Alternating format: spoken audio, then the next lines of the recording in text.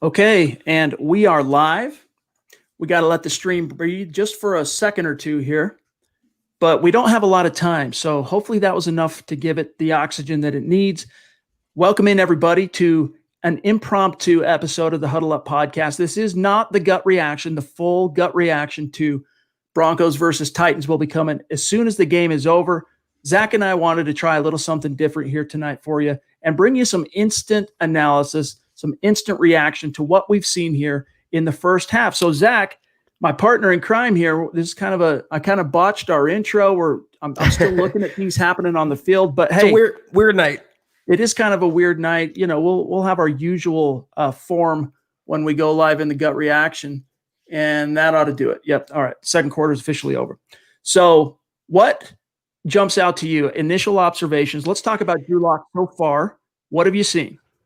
I've seen a franchise quarterback in the making, Chad. What he can do with the improbability, throwing on the run, changing arm angles, and his accuracy, that pass to Fant in the end zone. Not only was he throwing on the run across his body, Chad, but he put it on the side of Fant where there wasn't a defender. To make that type of accurate throw into such a small window in that pressure situation, not many quarterbacks can do that. He's buying time with his legs. He's getting away from pressure. I see everything that we thought we would see in Drew Lock this year. And we're seeing one play with Jerry Jeudy right now, kind of juking some people out of their cleats. That's going to do it for halftime. But I really am impressed with Drew Lock, Chad. He's looking everything like we thought he was going to look like. And if he continues on this path, the Broncos are set at quarterback for quite a while. You hit every single point. Here's my one bone to pick so far with the game plan. That series that ended on turnover on downs on the Titans side of the field. Dude, those were good play calls. Locke had one bad throw, right? It's been basically his one miss of the day, and it would have been a touchdown to Nick Van Nett. But then Pat Shurmur, who's called a really good game tonight, decides to get a little too cute. Instead of on the shovel pass, I should say, to a tight end, which is a good play design. We saw the Broncos score on something similar under Rich Scangarello last year against the Detroit Lions with the shovel pass to Deshaun Hamilton. It worked really well. I think that was one of those plays we could safely say Drew Lock liked from last year that they carried over into this season. But this time it was going to a tight end. Not Noah Fant. Let's give it to Jake Butt, who hasn't played football for 3 years, Zach. Things like that. Look, I know you have absolute tons of talent at tight end, but Zach, that should have gone to Noah Fant. You don't have to use all the tight ends on one series. When I was complimenting Locke there, I wasn't talking about the play calling because I have a bone to pick with Pat Shurmur, Chad. These tight end screens, why are you targeting Nick Van Nett? He's the blocking specialist. You have Noah Fant, a first-round tight end, who's light. He leads the Broncos in receiving, almost 100 receiving yards in the first half. Why would you go away from him in the red zone? Why wouldn't you hand the ball to Phillip Lindsay? He can make a yard in that situation. I don't like the play calling, and if Locke wanted to carry that over from Scangarello, they got to burn that play, Chad. Stop targeting Van Nett. Stop targeting Jake Butt. Look to Noah Fant, lean on Phillip Lindsay, and you can win this ballgame. Absolutely. Stu McPeak jumping in, Zeus himself. This is one of the reasons why we wanted to go a little bit earlier tonight, have a little bit of a taste of what's to come with the halftime reaction, because we know there are a lot of members in the community, Zach, who probably aren't going to be able to stay up all the way through tonight. Right. Some people have to get up really early, and Zeus, I'm sure, is probably one of them. He says, "Go Broncos. Sorry, all off to bed." It's all good, Zeus. Thanks for popping in on us, my friend. It's good to see you, as always. And Zach, hopefully when you wake up in the morning, Stu, you will see a Broncos victory. Hopefully it's a dub. I still have a good feeling about this game. I'm not going to lie, because the Broncos offense obviously had a little bit of jitters. Both sides had a little bit of jitters to kind of open things up, and then they kind of got into their groove. And with the exception of one or two drives, the Broncos have been moving the ball really well. I got to tell you, I'm loving the connection that Drew Lock is having with Noah Fant. That could pay some huge dividends for this team in 2020. And especially with Courtland Sutton out of the game. I mean, we always wondered who was going to be the number 2 guy in the pecking order behind Courtland Sutton. We know the chemistry there. Was it going to be Tim Patrick? Was it going to be Noah Fant? Was it going to be Jerry Jeudy? And we have the answer, Chad. You can see the tangible chemistry, the alchemy that Drew Lock and Noah Fant have. You can tell they've been putting in work in the offseason. They've been just have that mind-melding capability that is beyond their years for 2 young players. So I love seeing it, and I wish they would keep going to Noah Fant, because obviously the Titans defense is having trouble guarding him, Chad. Reminds me a lot of the Broncos' woes against tight ends. So it's nice to give teams a taste of their own medicine for a change. Indeed. We got Joseph Semedeni jumping in off the super chat. Appreciate you, Joseph. Thank you. And confirming what we're saying. Fant is looking nice. Hashtag Broncos country. Appreciate that, Joseph. We also got Jake Gerard jumping in. Appreciate you, Thank my you, friend, Jake. to say Locke is killing it, though. Yeah, Zach, you got to be pleased with what you've seen. Appreciate you, Jake. You got to be pleased with what you've seen from the second-year starting quarterback. I mean, so far, again, some early jitters, one missed throw that you know he's going to kill himself about when this game is over, when they're watching the film. I'm sure he's still, I mean, it's going to bother him when he watches the film. Hopefully he's not holding on to it right now because he's got bigger fish to fry, but that one's gonna sting a little bit. It's gonna smart a little bit in the film study following this game, but you got to be excited from what you've seen from Drew Lock up to this point. This isn't an easy task either, Chad. I mean, the Broncos are at home technically, but they're facing the team that came within one game of the Super Bowl. This is a really good Titans defense that just gained Jadeveon Clowney. So for Locke to march down the field, and you hit the nail on the head, they've been moving the ball almost at will against this Tennessee defense. And they would have had more points if Melvin Gordon can use his hands to catch the ball and not fumble it. That's my bone to pick, is like, you brought in the guy, not going to go on a rant here. We don't have much time. I can go on for 20 minutes. I feel kind of vindicated. You pay him $8 million to catch the football, and he immediately fumbles. For a young team against a good defense, you can't cough the ball away. You have to turn those possessions, those long possessions, into points, field goals, or touchdowns. That's my only bone to pick. Otherwise, his offense, Chad, is looking even better than I thought it would without Courtland Sutton.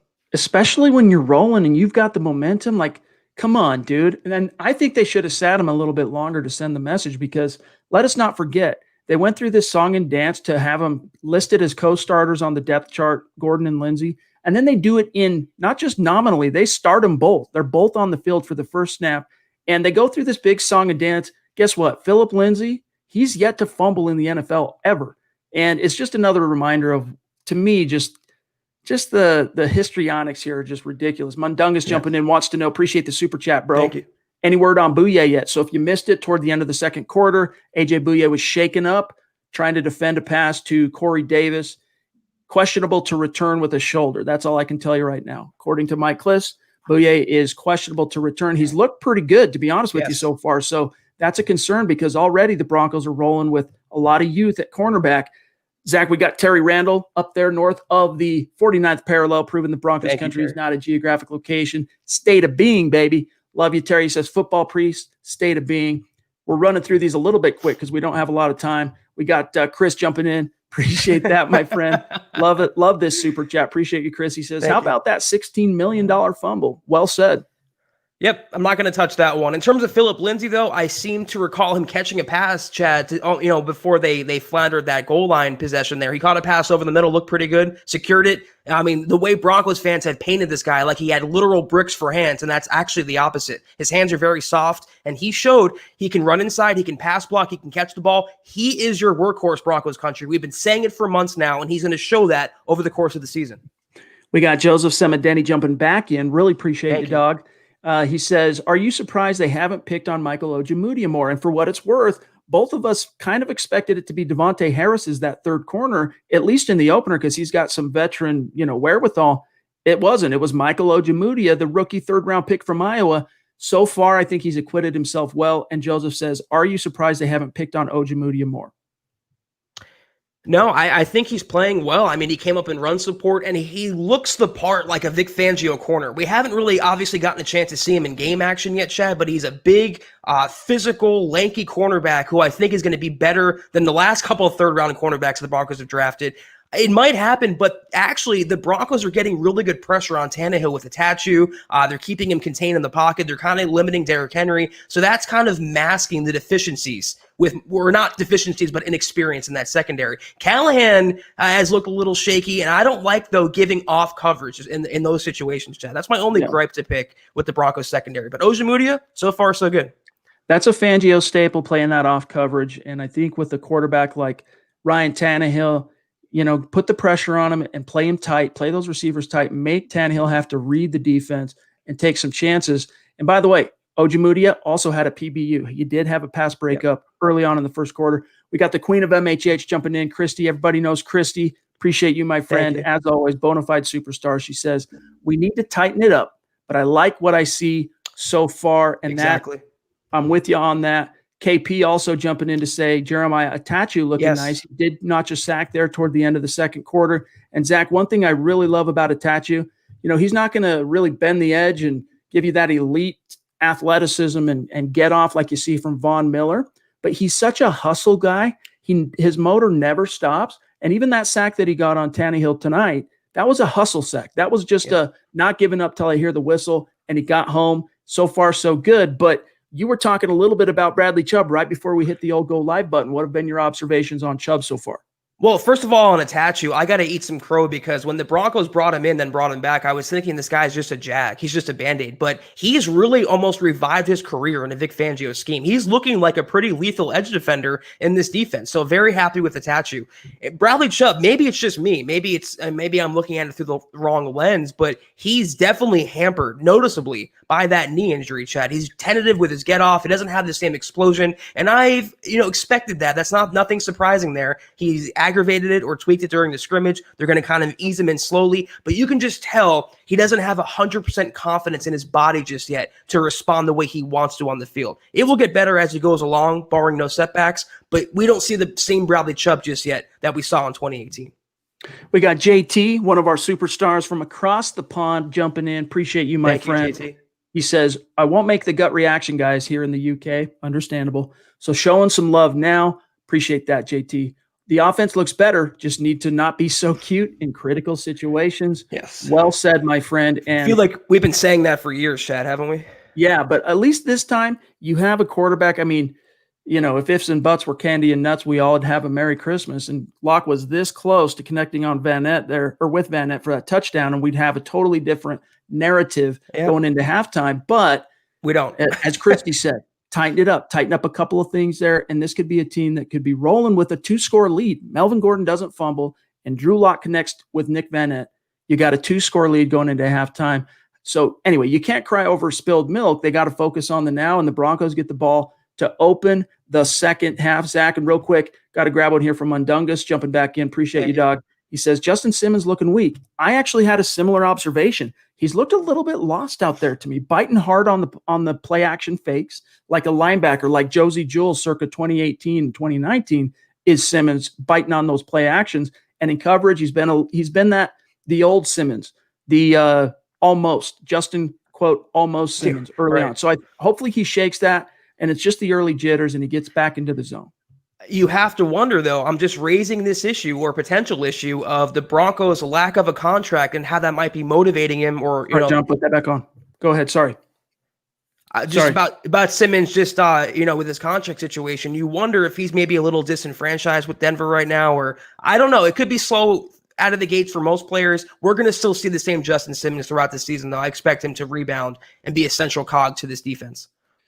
Hey, man, sorry to cut you off there. All good. Kenneth Booker, good to see you on Super Chat, my friend. Love it when you're in the chat. He says, hopefully that punchback fires big time. Amen, dude. Amen, my friend. We got John. What was the one that also, and Kenneth, really appreciate the support, my friend, on Super Chat. Seriously, means a lot to us, my friend. Let me see here from also one of our listeners from across the pond, Richard Beisencoder, I think, jumping in. Appreciate you, my Richard. friend. I think he's in Germany, I'm pretty sure, from our previous conversations with Richard. Says it should be 14-0. That's what I'm saying, man. But again, you can't cry over spilt milk, Zach. And the Broncos got to keep their eye on the prize and focus on what they can control, and that's the present. They can't control the past. They can't control the future. Get out there and continue to execute on offense. And the game is 0-0 right now, Chad. So it's 2 more quarters, and whoever has more points, obviously, at the end of those quarters is going to win the ball game. So it could be a lot worse right now. I think any Broncos fan would have signed up for 7-7 at halftime coming into today's game. Andrew on Facebook jumping in. Appreciate you, my friend, to say too much peeking in the backfield, and that's what I'm saying. But, on one hand, you have to. Okay, you're talking about the reigning rushing champion. He's a very powerful runner. You have to respect that. But at this point, hopefully the coaches put together a few quick cut-ups for the locker room where they can see kind of where they can anticipate more, where those play action fakes are going to come and go in the second half. But yeah, they're biting hard. Black Gods of Yahweh Media jumping in on Super Chat. Thank you. That's a name I don't recognize on Super Chat. Thank you, my friend. Appreciate that Super Chat. He says, injuries are killing us, but they're playing hard. really right now it's just Bouye. Knock on wood. Hopefully we don't see any more real, role players, contributors go down. And speaking of Boye, Christy dropped it into the chat that he's questionable to return with the shoulder injury. So hopefully, he gets back out there. He looked like the old Boye, though, Chad. The old Pro Bowl caliber cornerback, not the one that was, unceremoniously dumped by Jacksonville after last season. Hopefully he returns soon. His first target as a Bronco was a PBU. You got to tip your cap to him on that. I was like, hey, that's a positive harbinger of what should be coming. So hopefully he gets back soon. Joe Flax, another name I don't recognize on Super Chat. So welcome and thank you, my friend. He says the O-line as a whole is holding up pretty good.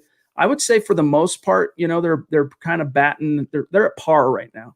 I'd like to see him open up some bigger holes. Dalton Reisner got obliterated on that botched screen pass to Jake Butt on the goal line. So I think they're okay, but they definitely could play better up to this point, Zach. Reisner got owned a couple times, and Locke saved him. I think it was on that Melvin Gordon fumble, actually. He escaped pressure that Reisner surrendered and made a pass play. So as long as Locke has that mobility, you can allow some pressure. He has that escapability that's just natural and unreal, Chad. All right, guys. The second half just kicked, so we're going to get on out of here for now. But before you X on out of here, Facebook, YouTube, Twitter, Twitch, remember, we're going to be coming live immediately following the game for a full gut reaction episode, full hour-long hangout with you. Hey, we're putting in the extra hours. We're going to stay up late to break this game down for you. We hope you stay up with us and make it a memorable first gut reaction of the 2020 season. So we'll be right back here. We'll post the link on all our social media channels right before we go live, but expect us to go stream and go live within 5 minutes of the final gun. So, Zach, we'll see what happens here, but fingers crossed that the Broncos can get back on track. As long as they play like they did in the first half, Chad, I like their chances to escape with a W tonight. Thanks for each and every one of you for joining us. Appreciate you. Mile high salute to the superstars and Super Chat. Love you guys. Appreciate you. And we'll see you here in about an hour and a half. We'll be right back on to go live for the gut reaction. For Zack Kelberman, I'm Chad Jensen. We'll talk to you then. Stay tuned.